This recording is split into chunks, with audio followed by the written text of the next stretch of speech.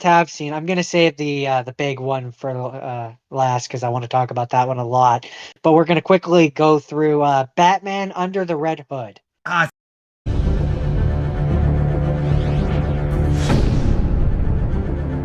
Night after night, I watch over this city.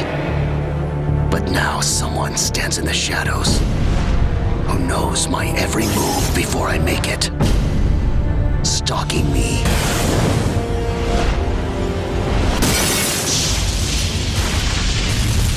It ends tonight. it's another good one. It is. It is a very good one. And I like this interpretation of Joker. It's no Mark Hamill, but it's still not bad. He's played John by, DiMaggio. I think you're right, but I'm just gonna double check. John DiMaggio. That one's really good, Yes, yeah. yes, you are right. And also funny that I didn't realize until I watched it this time. Um, Jensen Ackles is Jason Todd slash Red Hood. Jason Todd, Jensen Ackles is absolutely Jason Todd slash Red Hood, yeah. Yeah, he's really quite Um, good. I, Quite good in that. yeah, I just thought it was funny that I think this came out before he was Batman, so it Yes. just made me laugh that Robin became Batman. Yeah, he Um, got Batman because of this, I believe. um, but I love the part um where Jason Todd, Red Hood, has captured Joker and Batman's there, and Joker slowly realizes who he is, and he's Yeah. like, "You gotta give the kid credit. Like he moved through hell, like hell and heaven to bring us all together. We got to get a picture. I'll get one with him, then you'll get one with me and the crowbar, and then the crowbar, and then."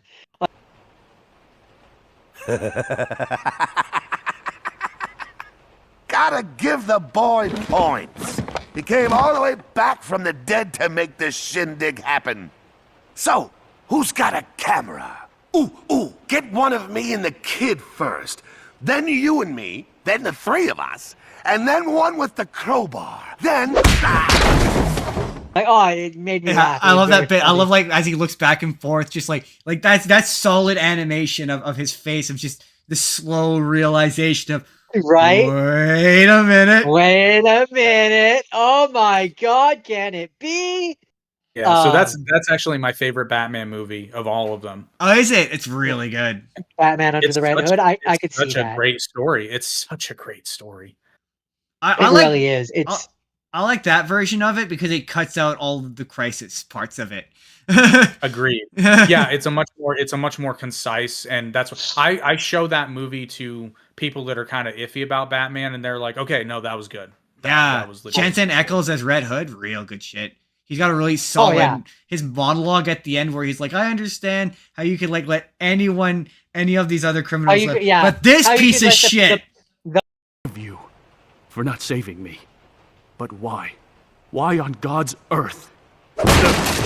Is he still alive? the Penguin or like Poison Ivy, like any of those people, okay, fine. But this one isn't a person. He's a Yeah, fucking animal. Like, how could you let him continue to roam? Right? Like, oh, so good. It's Mwah. well, and the reason it works so well is because he's got a point. he does got a point. Absolutely. Absolutely. Joker's And that's Joker's demonstrated that he cannot, will not, and will never change. Yeah. yeah. Age-old question of why And doesn't that Batman kill Joker? Because then there'd be no more Joker. Well, he that's eventually and does, but that's a that's a point which this isn't the only storyline which kind of brings up that point of like Joker is a monster. He's not a human. Like you can't really apply the same rules to him as you do to the Penguin because he's never going to get better. Demonstratably, the Joker is never No. going to get better. No. Um and it really does become this moral question of is why do the courts even allow him to continue to follow through the same habits and patterns Gotham and apparently doesn't have the death penalty. That's why. I was going to say yeah apparently whatever state Gotham is in doesn't have the death penalty. apparently because and it is this real moral question of do some people just deserve the death penalty It's like it's a question that I think deserve is not the right word because, maybe, but not for the point I'm gonna make. Because, like, yeah, I think you can make the argument that some people do, but it becomes a question of public safety at a certain point. It does, yeah. It becomes reckless knowing that he's just gonna break out and kill more people. At a certain Well, because point. if you have someone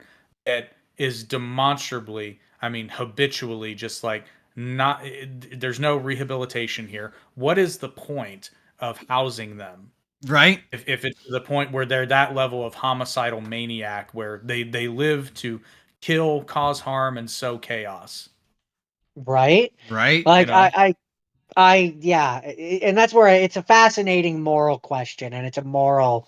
It would be if a person such as this, such as the Joker, were in our world, there would be a lot of conversations about him. That's for He'd sure. be hanging out with Lady Gaga in a bad movie. No, Justin, that he's not the Joker. He'd be doing That's a kind of the poo. point. That's kind of the point of that movie is he's not the Joker. He'd be doing a big old poo if he existed. That's true. He'd make a shitty sequel. But yeah, that's Batman Under the Red Hood. It's not very long, but it is a good one, It's and really I good. enjoy it. Jordan's been nailing it with the Batman movies this week. So we arrive at the main event of the episode. The Dun, dun, Don dun. Don Wow. Don Don Well, Don Don. one of them. It's Batman versus Superman. Batman v Superman. Dawn of Justice.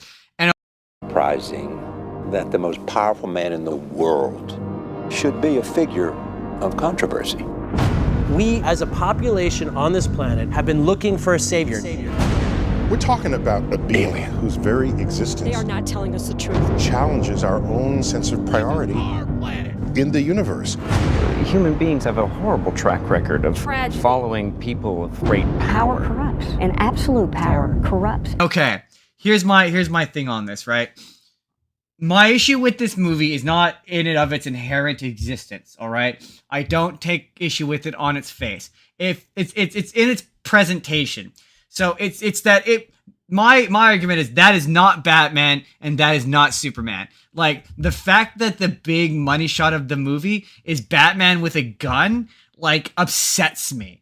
So many, like the big shot where it's him, Wonder Woman, and Superman all standing side by side and Batman's got a gun. I'm like, that makes me unhappy. But they're fighting an alien, though, so I know where you're coming from, but they're fighting an alien. Sure, but even Batman, in every version of him I saw this week, even when he was fighting aliens, was like, nah to the guns. I don't do guns. I don't do guns. I don't kill people. Batarangs. He has his hook shot, but he doesn't have guns. Like Batman, my opinion, your tolerance of this movie is going to be like how much you tolerate Batman brutally killing people. See, my thing is that, and this is kind of the thing that I realized is ultimately my problem isn't really with how they portray Batman. My problem is with how they portray Superman, because he's not Superman. He's Injustice Superman. He's willing to kill people. Superman is not willing to kill. That's kind of what makes Injustice Superman is the fact that he is willing to finally cross that line. So yeah, in the first Superman movie, he snaps a neck. That's not Superman would toss him in the Phantom Zone. Superman would find any other way to defeat his villain other than killing. So to me, once you cross that line, he's no longer Superman. So my issue with Batman versus Superman is just the further continuation of that storyline of he hasn't become Superman, and he's not Superman until we hit the Joss Whedon verse, where at the end he's colorful and he's kind of becoming friendly and fun and is actually becoming Superman. But we never got the follow through and the continuation to really see the end results of that. That's my problem with that movie. My big thing is this movie has made people think that this is what Superman like I had a similar experience with the Michael Bay movies, where there's an entire generation of kids who think that the Michael Bay Transformer movies are good movies because they grew up with them. And so we're kind of seeing a similar effect of we're seeing stuff from this James Gunn Superman movie that's coming out where Superman is just Superman. Like he's just Superman. And people are like, oh, but that's not Superman. And I have to be like, no, that's what Superman was like before. And so, those. And so that's. Sorry, I didn't mean to cut you off. Oh, I was gonna say that's my issue with this movie. Ultimately, is it's not Batman and it's not Superman. It's some. I watched a video this week where he described it as cultural vandalism, and I wouldn't go that's to me as a tad hyperbolic, but I would say that it definitely has tainted the image of these characters where people think that Batman killing people is just normal. And like if your argument. Okay, so I'm gonna push back on one thing though. Who does Batman kill? He kills bad guys, but still he still kills people. Does he kill them? Does he kill them? I mean, there's a couple, especially at the if you want to be like, earlier in the movie, he's disillusioned Batman. Like, well, certainly he knows they're going to be killed when he brands them and sends them off to prison. He'd have to be naive to not know that. He crushed several. But he's not killing them. So this is where we're going to get into the weeds a bit here. So the thing is, I agree with you that version of Superman misses the mark greatly, and that's a problem in this movie. That's why it's not. And that's also why the fight kind of sort of doesn't work as well as it should, because if we're being real here, now you kind of get some answer from the kryptonite dust, but at the end of the day, the reason Batman beats Superman in a fight is because Superman doesn't want to kill Batman. Pretty much, yeah. Because we all know he could if he wanted to. Now, that being said, this is Batman, but it's a very specific version of Batman, being the Dark Knight Returns Batman. He's older. He's a little bit more grizzled. That Batman does not have a problem with killing people. He doesn't even have a problem using guns.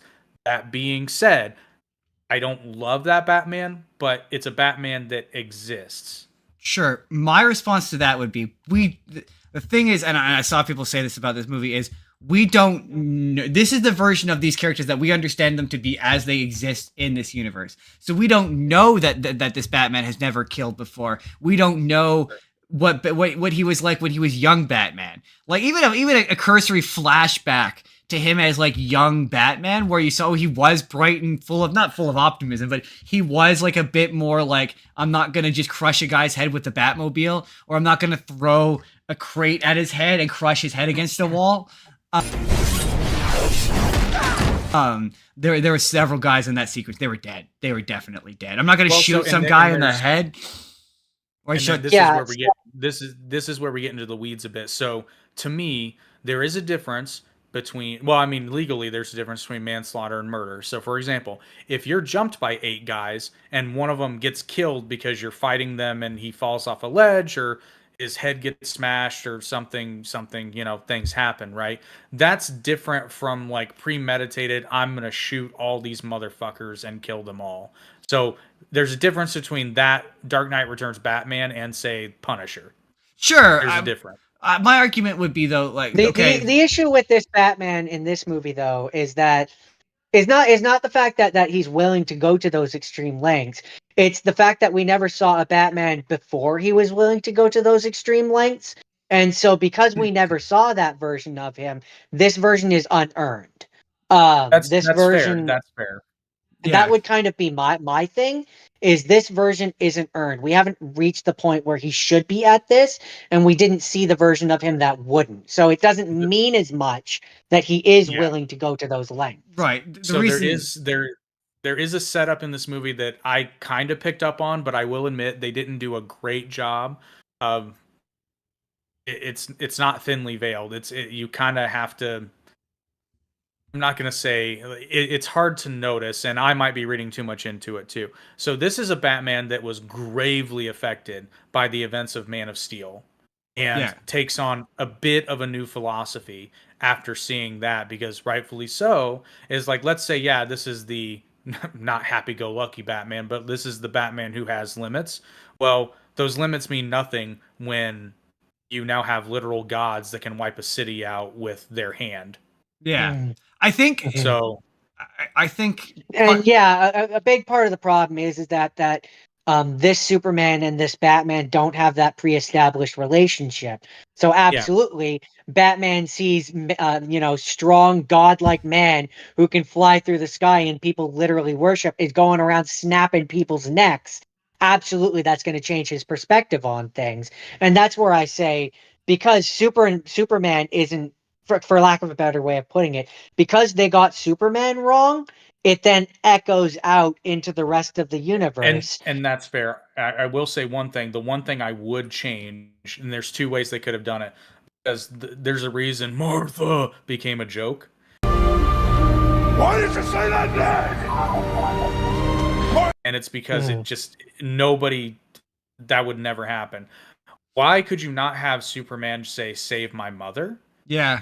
Yeah, I know they wanted to do the whole like, oh, both our moms are named Martha, and if you were dead set on doing the Martha bit, have Lois yell something about Martha. Like, Superman's not like, how often do you call your mother by her first name? Right. And it's just such a weird cosmic coincidence that he would happen. Also, I can't stand Jesse Eisenberg's Lex Luthor. I hate.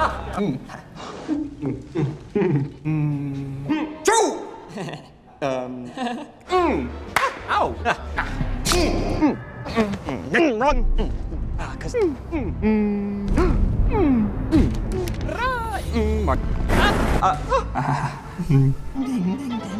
The first time.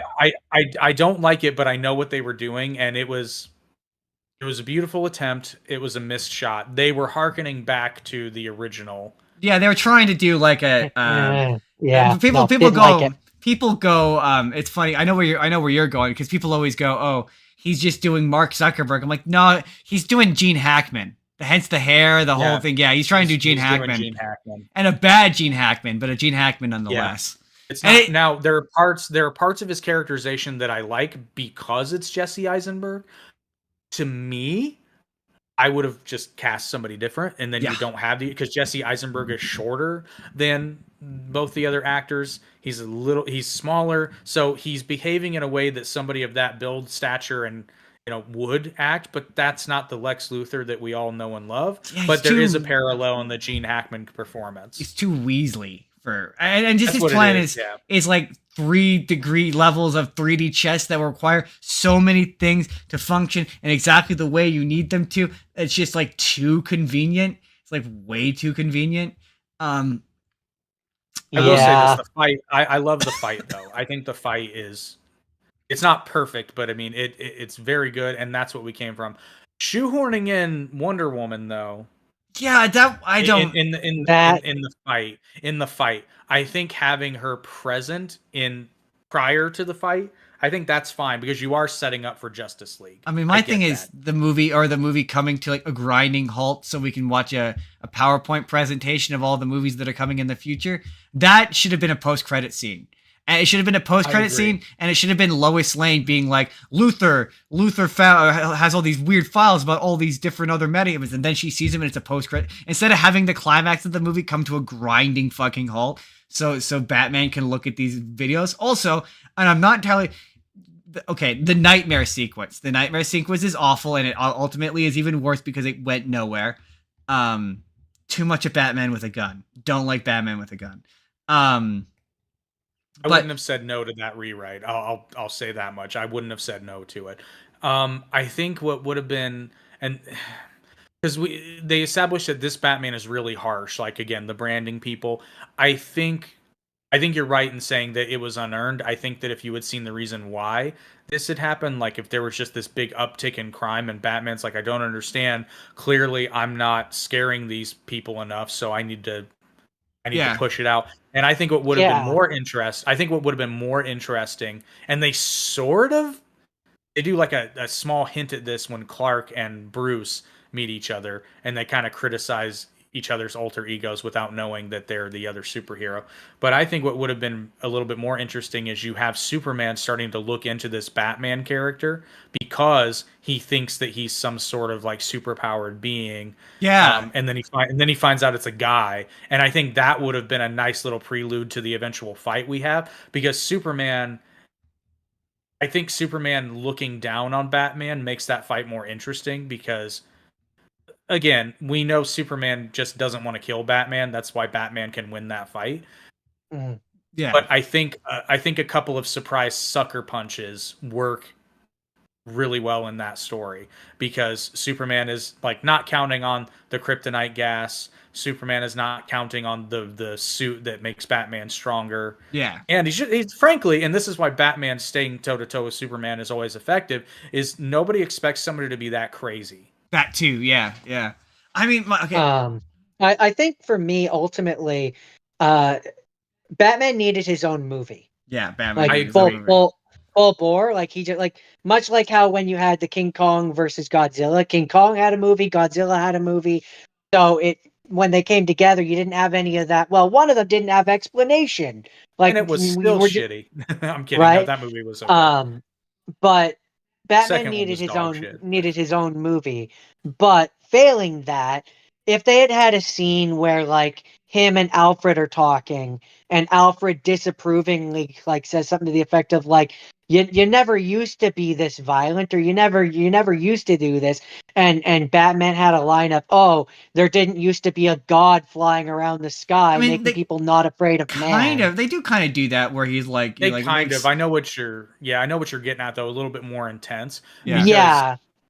I get that. But again, Superman's existence doesn't explain the escalation on normal street criminals. And that's what I think the Batman movie. So what we could have gotten, this would have been interesting, is the Batman movie we could have gotten could have been his first toe-to-toe encounter with like a legitimate supervillain, like a super powered being. And then he sees Superman and now he's freaking out because he's like, crime's going up and now these fuckers have superpowers. Like, well, my big thing is, okay, my thing with this universe generally is the more they try to build, Man of Steel was a shitty foundation. It just was, because the more you try to add superheroes to this universe, the more you go, by the time you hit Black Adam, you're like, where were these people when Zod showed up? Like me and Jordan, it's like the Eternals, but for the whole thing, right? Like me and Jordan, we made a joke where why wasn't Wonder Woman? We got into a fight with a friend of mine once on Facebook because we were like, why wasn't Wonder Woman at Man of Steel?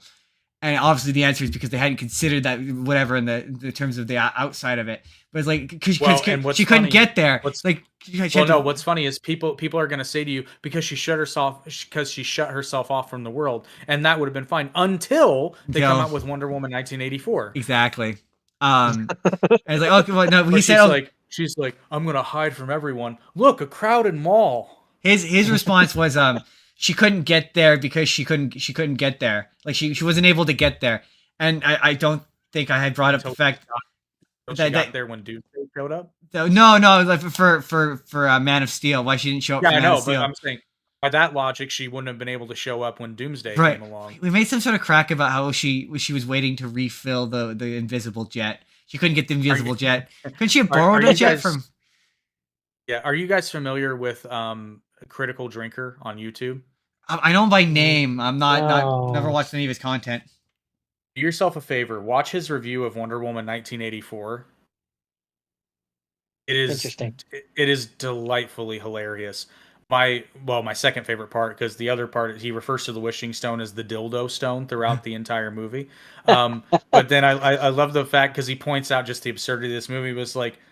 He was like, so they decide to go look for her in Cairo, and they find him right in the middle of the road. Wow, that was lucky. Yeah, that was bad. It was bad. It was real bad. But my thing with this universe generally is, okay, the first Man of Steel movie, they all seemed to be surprised by the existence of Superman and the notion that superheroes now exist, right? But across the river, for 20 years, a guy in a bat costume has been beating up costume villains, and nobody seemed to make that connection. Like, it's just like 20. That's where I'm like, no, because Batman only operates in Gotham City. Yeah, but you would think, like, hey, he fights a crazy clown would have made news headlines of some sort. Well, again, the Jared Leto Joker that's established in that universe is much more of like a mob boss rather than like a supervillain. Yeah, but he's known to have killed the Robin. That's a thing that they established later. So he would have been sure, but I mean, he's still a person. I mean, it would be like Batman taking on a cartel. He seems to be a fairly well known. I guess he's a big costume persona, and so the fact that this universe acts shocked about. I mean, obviously the answer is Batman didn't exist in that universe yet. So it wasn't something they had thought about. But it's just the thing that makes that movie, those movies, It weak. retroactively gives you questions that you shouldn't have to think about. Right, and I think it would And Yeah, be because they solved. clearly they didn't even have an outline, and No. that's the biggest problem with that cinematic universe. They were copying Marvel, and Yeah, they were like, we got to churn these things out. We'll connect the dots later. But then they connected some dots, but then they would go back and say, fuck these dots, because we're gonna completely, because we want to churn out another movie. I'm looking at you, Wonder Woman 1984, because you directly contradict your prequel and sequel movies in one movie where nothing that happens matters. And my thing is, with you don't even have to recast. Like, and I get it. It's because they wanted to do the Dark Knight Returns, but and we already touched upon it. The reason why the Dark Knight Returns is because it's an established relationship between Batman and Superman that they've had for like 20 years. It's not going to work for two guys who met on a Thursday. Well, that's the friction of the story right there. Right. Is they have conflicting it's very Watchmen-esque, which I mean makes sense. Yeah. But of course, that's why he likes it. And so because it's again, it's it's the Superman trusts the government, Bruce Wayne doesn't trust anybody. So it's like you're trying to subvert a thing that you don't know anything about. That's what this movie is. And it's like I mean, there's so many fixes, but the number one fix for me, I saw someone say don't include Batman. I don't think I mean that, like, because I should bring up the stuff that I do like about this movie, because it's not devoid of stuff I don't like. Like, I do find the idea of, and it's a bit antiquated now because we've done it a bajillion times, in The Boys and whatever, but the idea of how would like the real world react to Superman is pretty much how they would exact to we debate in front of a Security Council in Congress for no reason. Like, that's how the government. And that's actually one thing I really enjoy about the movie, is because they're all acting like the fact that Superman is entertaining this nonsense shows you that he's on your side. Right, exactly, because they're like, oh, you have to be able to answer to someone. It's like, no, it's if I answer to someone, then that makes me less effective of a being if I have to constantly worry about. And I like those and that, to me, that stuff was interesting. And I'm like, yeah, if it was just Man of Steel 2 and it was all that, it was a mostly political movie, I think I'd probably like it better. Or my other solution is make Batman younger. Make Batman. I think you're both frozen. Oh, am I frozen? So my other solution for Batman versus Superman is I would just do young Batman. That would be my. You don't even have to recast. Just you still have Ben Affleck. Just have him be like, and I'm gonna make the case for this by the end of today, because we're gonna talk about Jensen Ackles Batman. Do like he's like 45-year-old Batman. He's been Batman for a bit, but not like for like 20 years. Kind of Batman. That's my dream. That's the world that I one day want to live in. That's the world that I want to live in. That's my dream casting. Oh, that's better. I'm here now. Yeah, I took the opportunity as well, and I was like, oh, I feel lighter. It seemed like a good time. Did I miss anything important? No. Oh, yes, we completely fixed Batman versus Superman. We did. Man, I didn't think that was possible. We chose. Turns out it was easy, and apparently the answer is to just not fucking make it. Yeah. The answer is to not adapt Batman Returns in a and it's funny because he still wants to do Batman Returns. Zack Snyder. He's like if I would only come back to superheroes to do an actual 1-to-1 adaptation of Batman Returns, to which my response would be, what's the fucking point? You already did it. Nobody liked it. Very few people liked it. You mean Batman Returns or the Dark Knight Returns? Or Dark Knight Returns, the Frank Miller one. I was gonna say I was getting confused. Yeah, he wants to do an adaptation. Yeah, I have to be honest. I would be pretty content if we just let Batman versus Superman, the movie, be buried in the annals of history and move forward with our lives. I think Warner Brothers wants to do that. That's for sure. Pretty confident they want to do that. Because they need to take some time. So, okay, here's my question. Here's the thing that's always driven me crazy, and I cannot find any Google to corroborate this. When Batman's asleep and he wakes up and it's the Flash from the future, and he's like, "I've come back too soon." Is that Ezra Miller? Yes. Because it doesn't look or sound like Ezra Miller, like, at all. It's distorted. Is it because of just the weird CGI effect? It just doesn't make it look like him. I don't know what that was. Dr. Zoidberg. I was gonna say that sounds more like Nixon. Aroo! Because it's distorted. Because it's distorted. So okay. To wrap up Batman versus Superman, Jake, let me ask you, what for me, I like not the bastardized weird version we got for HBO Max, but like let's pretend there's a world where Zack Snyder did get kicked off and he had to get to finish this. Is that something you would have watched? Like out of genuine interest or just out of morbid curiosity or fascination, like myself? To finish off what? His Justice League trilogy, his actual proper. Well, have you heard what it is? I'm sure I have at one point, but considering what I saw from the Snyder Cut, no, I think it would have been horrendous. Because my thing that Snyder Cut, I don't think is representative of what it. I just think that Snyder sorry to cut you off, Justin. I just think that Snyder generally misses the mark on what makes the DC superheroes. He treats them as if like the entire point is that they're gods, and I've hated that interpretation. Like I hate it so much. I think it so misses the mark. Like kind of the point of what makes Superman is that humanity that he has inside of himself, to the point where in other and on my next subject, I'll more talk about this. But when Superman loses that humanity, that thing that makes him human, he kind of stops being Superman. That's kind of the point.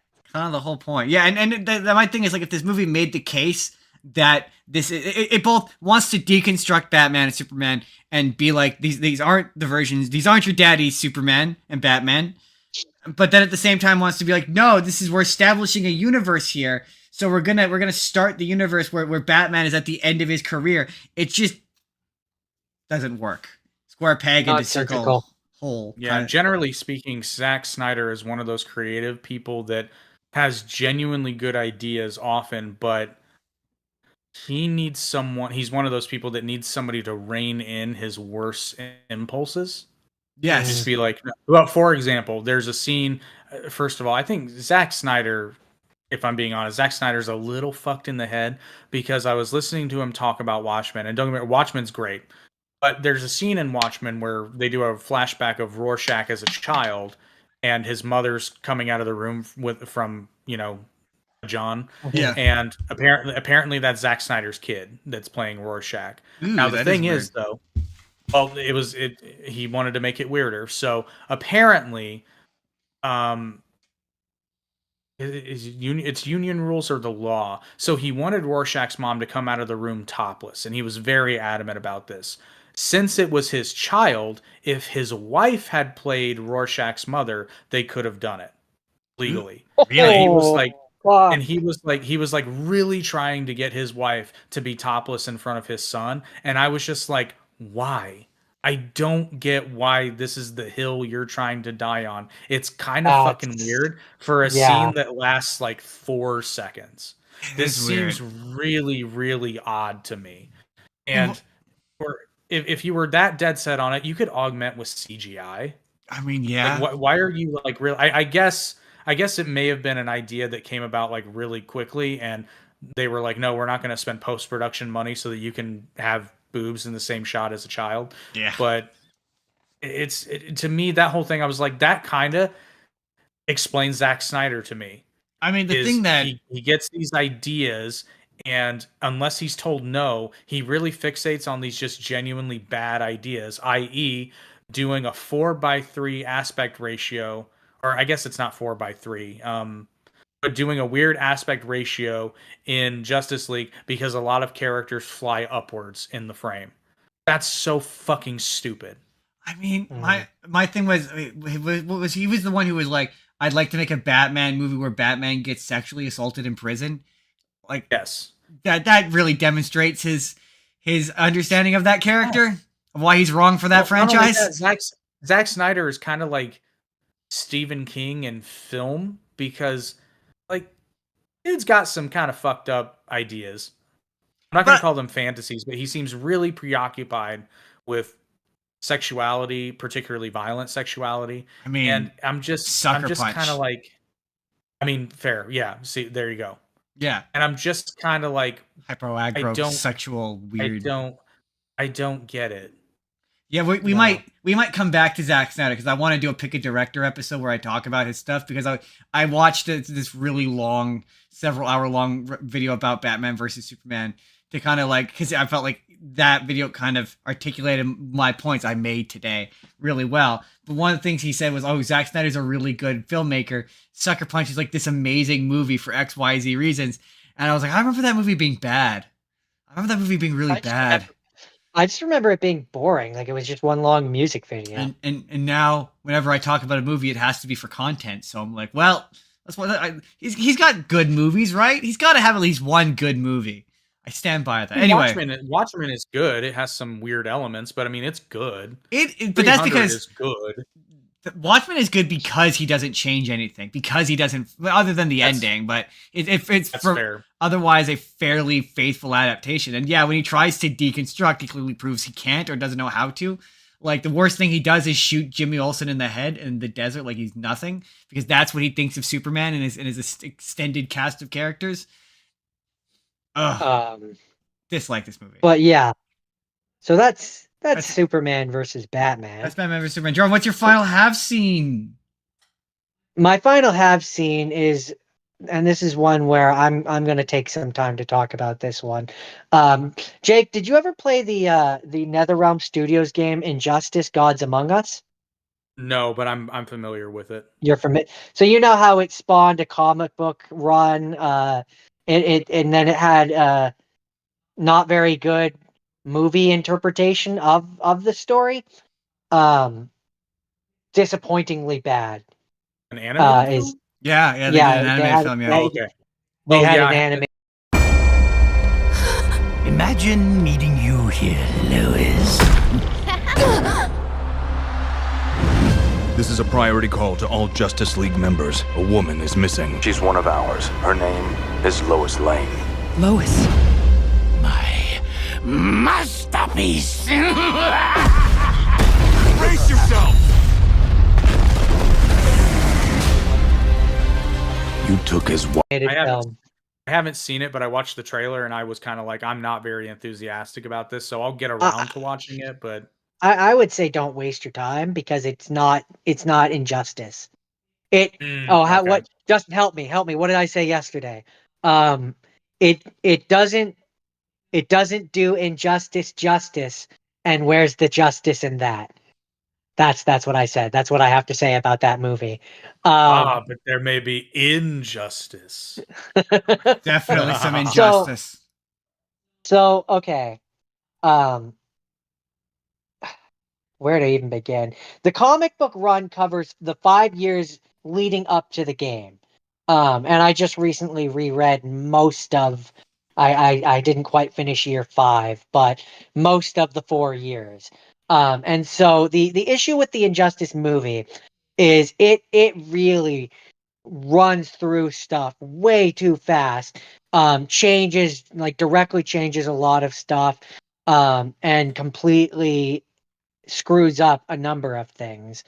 That being said, there are a couple scenes where it's like, oh, that's kind of neat. That's just like the comic that I just read. And that's pretty much a one-for-one shot. That's like, it doesn't happen often. But when it does happen, it kind of is like, oh, that's kind of cool. But the comic has scenes like iconic, cool scenes like Superman getting a Yellow Lantern ring and having the Yellow Lantern suit on, and it looks badass and it looks dope. Whereas the movie is kind of just, and the other thing with the comics is kind of not just Superman's slow descent to being willing to team up with supervillains and murder and take over the world, but like the other members of the Justice League also kind of follow him down that road in the original comic. Whereas in the movie, it's really just Superman and Wonder Woman until Wonder Woman suddenly grows a conscience and is like, whoa, you just murdered a bunch of kids. This is where I draw the line. And then the movie has to like be able to quickly resolve like and finish it up, whereas the comic book kind of leads into the game, which then the game happens. My thing with that universe was What- always, at least going from the games, was just like Wonder Woman is so evil, just seemingly out of nowhere. She's just really evil and willing to do a murder. Yeah, they kind of in the even in the comics, they lean more into the she's a warrior aspect of her character. So she's very easy like to be like, certain people are just bad, and the quickest way to root out evil is to hate. So they kind of lean more on that, and you're either going to be okay with that or you're not going to be okay with that. But the issue with the movie is that, yeah, they hit a point where they're like, okay, well, this movie's coming up on like hour and a half. We got to wrap this shit It's up. an animated one. It can only be an hour 45 at most.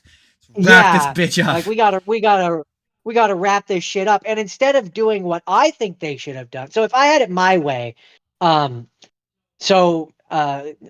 Batman: The Long Halloween is like a two-parter. The one that Justin chose, in Crisis on Infinite Earth, is a three-parter.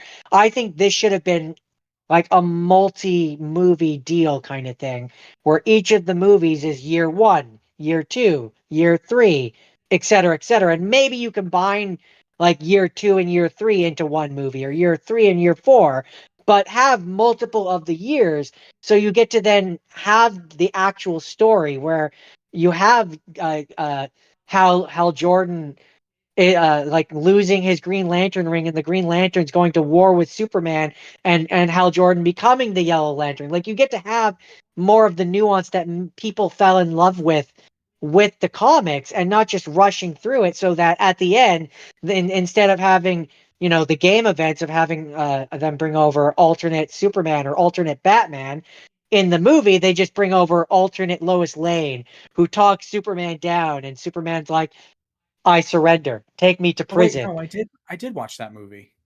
And like they kind of just completely undercut the entire point of that storyline, and it's not. It's of okay. Of the movies that I watched, of the movies that I watched this week, I would have to say it's at the bottom, because it just so misses the point. Like, in my opinion, just so misses that movie point. came out 2-3 years too late. Like the second game had been out for like a little while, and the notion, I think, okay, tell me if you guys disagree with this sentiment. The notion of Superman but evil's done now, right? We're done. It's done. I think it's overplayed. For a while. Well, I think for a while. as Superman, but like an evil version of Superman. Like I say, Brightburn is still a fantastic movie, but it's not Superman. It's Superman-esque. Like, I don't know. Yeah, like you got Homelander, like, for example, you got Omni-Man, you got like. I think it depends on how you do it, but overall, I'd say that it's kind of overdone at this point. I would agree with that statement. When Injustice came out, it was still fresh, and they were actually doing Superman, not just evil Superman. Yeah, that's my thing. Is like, if you had managed to get this out like right around when the game came out, I think it probably would have had more. I don't think it got the effort that it would have gotten when that game was at like the height of its popularity. Or certainly when the comic came out. Yeah. Like, because the comic came out a little bit after the game did, like I think a year or two after the game came out. Because the game came out and it was really popular. Yeah, and then they were like, well, let's show how Superman and his regime got to this point, and that was kind of the fun thing of those 5 years of comics. And there's a lot there. There's a bunch. There's too much for me to be able to properly and adequately dissect. I know that at one point there was going to be there was going to be I know they were going to do a live action movie at one point, and it just slowly got defunded till it became this animated project. And this animated project didn't relegated straight to DVD, didn't get, like, maybe if this thing went theatrically, it would have gotten more effort. That was my big thing with this. Like, no effort went into this movie. At least that's what it comes across. And it's just like there's also so there's a number of changes that they make in this versus in the comic, and one of the big ones is, instead of Sinestro showing up and slowly worming his way into Superman's ear and pushing him further and further down the dark path, it's Ra's al Ghul. and it just doesn't. It's not the same. It doesn't work for me. Yeah. I don't think it works There's for the fact. anybody. There's the fact that Hey, there in the might be comic, hardcore Ra's al Ghul fans out there.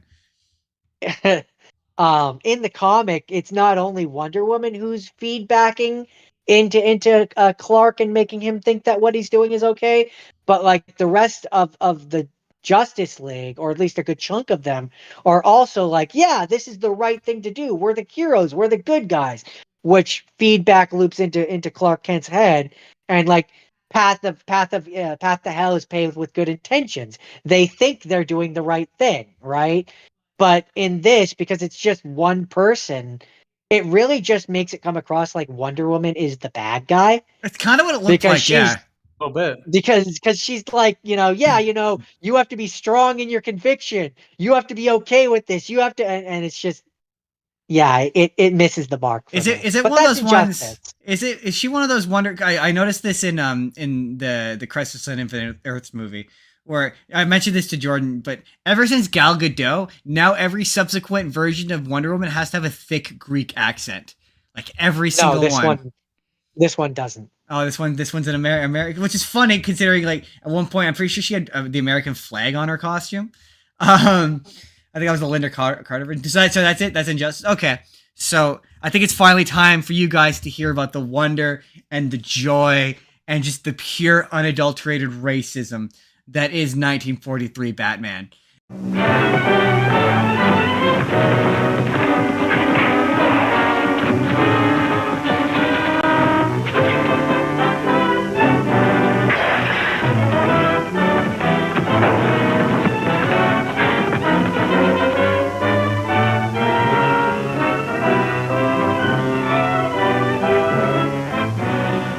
I am Dr. Decker, humble servant of His Majesty Hirohito. By divine I cannot recommend 1943 Batman enough, but don't watch all 3 hours of it like I did. Dear God, I watched 3 hours of it. 3 hours? It was so much. It was when so did this much. come out? 1943. And there was a 3-hour Batman movie in 19. Wow. I don't think it's not a Batman movie. They're serials. So I think you watch them on TV 30 minutes or 40 minutes at a time. Okay. That makes more sense. To be fair, I got bored. It's a limited window, and then they stitched them all together to make a film. They talk like that. They absolutely talk like that. I know, at one point, because they're still in the 1940s and they're using the mid-Atlantic accent. Transatlantic accent. Yeah, and at one point someone literally calls a character a stool pigeon, and I'm like, I don't think that's ironic. I think he's literally calling him a stool pigeon. It takes We didn't place, have irony in the 40s, right? Because you couldn't hear it. And so it came out, and I had to look it up. It's 2 years. Batman. So there's a lot of interesting stuff. Number one, they don't call it the Bat Cave. They call it the Bat's Cave. And they call it. Oh yes, because you see, it's a cave, and the Batman lives there, so therefore it is the Bat's cave. They still call him you have to use your possessive. They still call him the Batman. He's still the Batman. And he's funny. His how he interrogates criminals. He's like, oh, the criminals they fall unconscious and then they wake up. And of the hills which ring the teeming metropolis of Gotham City, a large house rears its bulk against the dark sky. Outwardly, there's nothing to distinguish this house from many others. But deep in the cavernous basements of this house, in a chamber hewn from the living rock of the mountain, is the strange, dimly lighted, mysteriously secret Bat's Cave, hidden headquarters of America's #1 crime fighter, Batman. Yes, Batman, clad in the somber costume which has struck terror to the heart of many a swaggering denizen of the underworld. Batman, who even now is pondering the plans of a new assault against the forces of crime. A crushing blow against evil in which he will have the valuable aid of his young, two-fisted assistant, Robin, the Boy Wonder. then they're in this room and they're sitting in a chair, and the Batman is sitting at a desk, a gold-plated desk, and he's there to interrogate you. And it's just him yelling at these poor criminals. And it very much is like, yeah, Adam West Batman really reminded me of Don Quixote, where it's just like an insane man, like beating up like every scene is just 1940s Batman bursts into the room, punches all of the guys in the jaw and just bursts out of the room.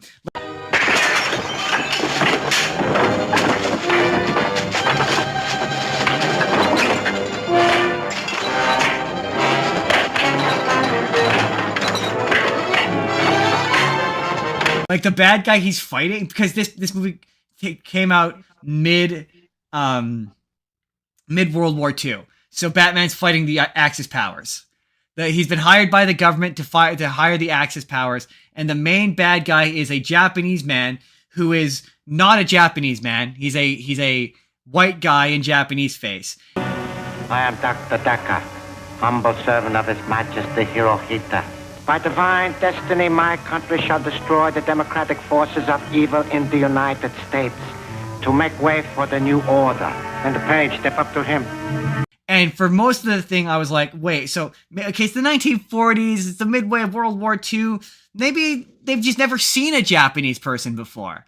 Like, it is possible. No, they have, because believe it or not, prior to the Second World War, and I can't remember his name, this is sad, there was a silent film star who not only was extremely popular in the 20s, he was Japanese American, not only insanely popular, but a legitimate sex symbol. Huh. Well, what I was going to say, what's funny is, so midway, a Japanese guy shows up, and it's an actually Japanese guy. So I'm like, so then, why? But it's stuff like, yeah, they're calling him, oh man, I don't want to say a slur. But they call him. Don't say it, Justin. They're calling him the J word. So his name was Sasue Hayakawa. Oh, interesting. Wow, that surprises me. I guess just bad. Japan wasn't really viewed that bad internet because they had a real bad reputation for a while. Well, and people. So here's the thing: in Germany too, like World War II really casts a really big and bad shadow on these countries that prior to World War I for Germany, because believe it or not, the Japanese were actually in the Allied powers in the First World War. Yeah, that shadow still looms. Oh, for sure. Because it's and I'll be honest, the word you're referring to, I don't really consider that one a slur. I consider it an abbreviation with malicious intent. Yeah, it's used like a slur in this context, is how I would put it. It is, yeah, but consider, as an American, we're often referred to as Yanks with a little bit of distaste, and I don't consider that a slur. That's fair. But yeah, I usually just err on the side of caution. Oh, but so here's the thing though, because I know what you're talking about. You're talking about Jap. Yeah, Jap. Yeah. So here's the thing: do you consider kraut a slur? No, I don't know. I've never heard that one. Probably would depend on the context. The context is U.S. soldiers would refer to Germans as krauts. Then probably, yeah. Intent matters, as far as I'm concerned. Intent matters. Yeah, but here's the thing: the reason it's not considered a slur by most people is because Germans are white. So yeah. You're not wrong. But also there is a line in this. As of World War II, they were also the bad guys. Yeah, so. I mean, fair. Yeah, that's why the shorthand terms of derision. Like, don't get me wrong, it's the intent was malicious, but at the same time, I don't know that those qualify as some other slurs that we know. I mean, I wouldn't. The thing is, I find it not cute, but like it's just like, oh, it's of its time. Like at one point, one of the characters says, you're suspicious, just as a person with your color of skin I would expect them to. And you're like, yeah, that's racist. That's racist. Like, that's racist. The really confusing one is China. Oh, yeah, right. No. Right. Yeah, it's not good. But I will say, like anything from that era, the sound design is pretty good. Like they can, like the thing about Adam West Batman, it at no point looks like anybody's hitting each other.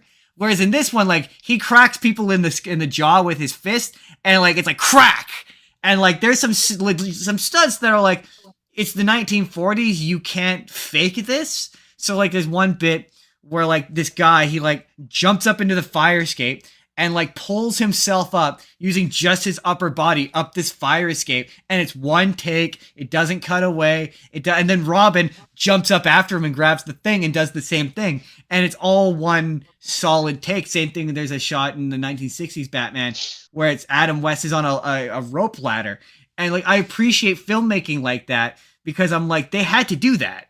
Like they couldn't. There's no wires. They didn't cut out any wires. They didn't like lift them up using wires. Like he physically had to do that. So like I appreciate skill like that. Yeah, it's very very much of its time. It's another one of those. He's directly working with the government and the police, and like modern Batman just doesn't really do that anymore. Not on an official capacity. And my ultimate point about 40s Batman before I wrap up, that's funny to me is Batman in like all of the stuff we talked about so far, Batman and Superman included, presents Batman as this hyper competent. He spent years dedicating and training his body to fight this war and this specific task, and he's a hyper competent guy. And the 1940s and 60s Batman is just like a rich maniac who put on a stupid looking costume and just went out and he's just beating up regular guys. Like they're not super guys. The most thing is he gets like a recombinator that like melts doors. Like that's the most science fiction-y thing he gets in those serials. He is otherwise just beating up regular gangsters.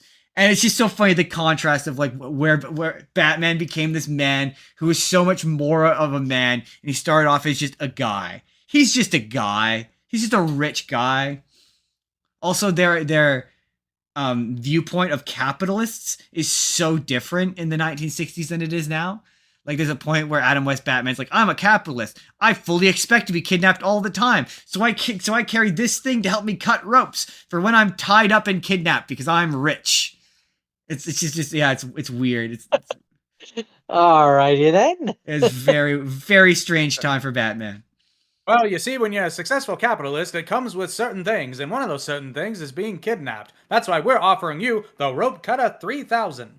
It's like he's got this thing on his it's so silly. Jordan, what's your first have not seen? My first have not seen is 2 parts, but I'm treating it like one thing. Which is Batman the Long Halloween. I can't really be a lawyer and a criminal, can I? I want to win. But do I want to win like this? I'm of 2 minds here. So it's a coin flip.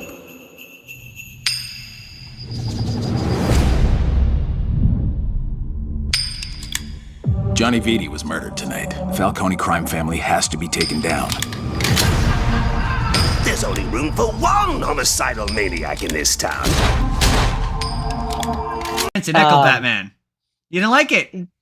Interesting. It's too long. It's too slow. It's not good. I don't disagree with that. I think it could have been 1 part. The fact that it was cut into 2 parts is a detractor for me. It makes it a little bit weaker. But overall, so one of the things that I like about this Batman, I don't remember if it's in the first or second part, but I like when Batman says to Alfred, I believe it is, I kind of didn't expect to have to be a good detective. I thought that I could just put the costume on and scare the shit out of some criminals and that would be enough. I didn't think I'd have to actually like be a mystery solver and go out and figure things out. Like I like that aspect to his character where he kind of has to learn, and by the end of it, he is getting better at solving the mysteries, and it kind of learning to get to that point. I appreciate that about his character. I also found it funny. So there's the one scene where Harvey's house gets blown up by the mobsters, and I thought me knowing that Harvey Dent becomes Two-Face, I thought for sure we were going to come out of that scene and half his face was going to be blown away. And that was going to be it. And then it's like he comes back and he has the full face. And I was like, oh, okay, well, that's a red herring for me. Didn't think that he was going to still be Harvey Dent at this point. And then he's in the court and he gets the acid on his face. And I'm like, there it is. We got there. I knew it was coming. I knew it was going to be there. They bamboozled you, did they? Yeah, they did, because I forgot that's how he normally turns into Two-Face. I'm more remembering the Dark Knight version where he's in an explosion and burns his face. Yes, an explosion that perfectly burns half of him. Yeah. Yep, because he was laying in the oil, and that's definitely how that works. Because that's how explosions work. That's definitely how definitely, explosion and fire definitely how works. explosions work. Is that the one where he fights Calendar Man? Calendar Man is in it, and he taunts them a lot because he's like he seems to know and have it all figured out, and he's like stringing them along. He was an interesting one. And that's one thing that I will say is the different interpretations of the different villains and stuff I thought was kind of fun. Their interpretation of Joker was a little bit smarter than I kind of am used to. I'm used to more crazy, and he seemed more, I don't want to say Machiavellian, but more intelligent in his crime. How are we feeling about Jensen Ackles' Batman generally? Generally, I like him. Generally, I was just gonna say I didn't watch enough of it to really make a call, but knowing Jensen Ackles and seeing him in different things, I think I prefer him as a live action personally. But interesting. Fair. I have a point about his Batman. I would be interested in seeing him do a live action Batman. Yes, like I would be okay. I would be okay with that. I think he could be, and he might be. That's my theory. As for an animated one, he's not my favorite, but I think he does a good enough. I think he does a good enough job. My favorite's Kevin Conroy. I mean, we firmly established that today. Yeah, he's my animated Batman, just like Mark Hamill is my animated Joker. Speaking of drawing, is that it for Long Halloween? Yeah, I mean it is what it is. It's fine. It could have been one part. Ultimately, I think that's my summation of this movie. It could have been one part. Speaking of, it could have been one part. Then it would have been the short Halloween. It would have been the very short Halloween. That's true. Or but then it could have been a fun misnomer because it would be called the Long Halloween, but it would be Long short. Halloween, and it's only 45 minutes. Yeah, nice tight 45 minutes. Speaking of too long, it's great. Jake, have you seen the more recent Crisis on Infinite Earths movies? No, and earlier I thought you were talking about Crisis on Two Earths, and I was like, that movie kicked ass. But then I realized you were talking about the newer ones. I have not watched them yet. They are.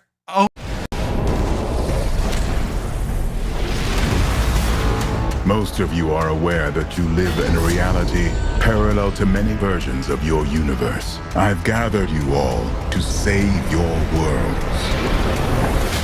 That does not look good. You got that right. The threat is real. But I was on one of the Earths that was swallowed by this wave. Well, what do we have here? Where I come from, a parallel Earth. We look down on supervillains. Okay, they don't. Wait, you want to watch them? Because I won't spoil them for you if you do. Yeah, I mean they're on my list. Which actually, I hate to do this to you guys, but I just got a message. I got to wrap up. Oh sure, that's fair. I got to be on my way shortly. That's okay. We're pretty much near the end anyway. So. Oh, let's finish because it's not like an emergency, but. How long? What's your timeline? How fast through do we need to move through things?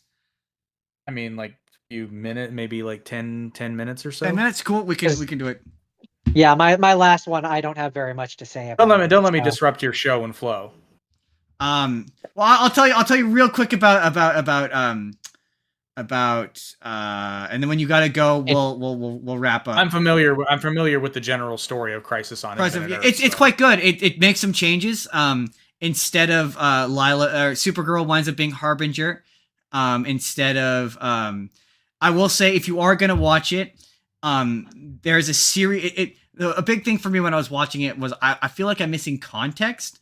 Like there's a lot of moments where like these characters know each other, and these characters I seem to have established relationships and so there's previous movies. So like there's a Supergirl one, there's a Green Lantern one, there's a couple Batman, Superman ones where it's like Darren Criss is Batman or Superman, and Jensen Ackles is Batman. And yeah, they're I didn't watch them, so I felt like I was missing context. And the second part really drags. Like 30 minutes of it is just Supergirl and the Psycho Pirate's backstory. So it's another one of those like it could have ended like it could be two parts instead of just one part, and I think it would have been a far stronger narrative. It meanders like the first one. It has this narrative device where the Flash is experiencing time at different moments, so it keeps flashing around, not in any sort of linear order. and so it ends up being kind of difficult to follow. But the reason why I think like Jensen Ackles could be the live action Batman is because the idea with James Gunn DCU is the animated stuff and the live action stuff are going to be connected. So whoever plays the animated version will also play the live action version and vice versa. And there's a point at the end of the third part where obviously if you know Crisis, you know it all combines back into one universe. That's the whole thing. Well, at the end of this one, they obviously all step through and go into that new universe. And they say that all the versions in all the universe will combine into one version.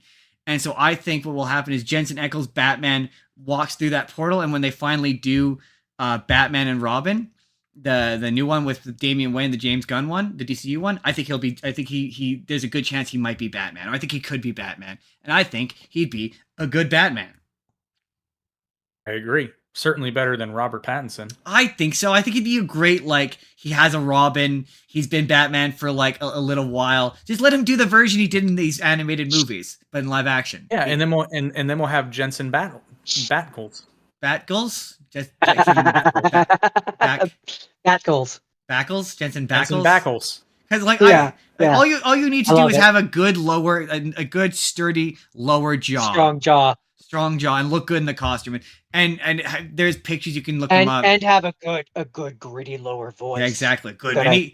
You gotta be able to go down there. I mean, we know he could do that. He did it for 15 years on Supernatural. So yeah, he'd be great Batman. He should be Batman. So I think my hot take is Batman. There should be a version of Batman who has a higher voice, like the Canadian lifeguard from Grown Ups. Yeah, how's it going, Ed? He puts on the cowl. He puts on the cowl, and he's like, "You're from Gotham City, aren't you?" Gotham City, aren't you? How's it going, eh? Oh, you can't be a Robin. I don't know why he's Irish. Oh, you can't be a Robin that bank now. Can't be a Robin in that bank now. That really throw people off. Like Batman should just have a distinctly like international voice where everybody thinks is like, oh yeah, the Batman's Irish, and then Bruce is like, that'll transition nicely into Jordan. Jordan, what was the last one you watched? The last one I watched was Batman Gotham by Gaslight. Batman with a funny accent.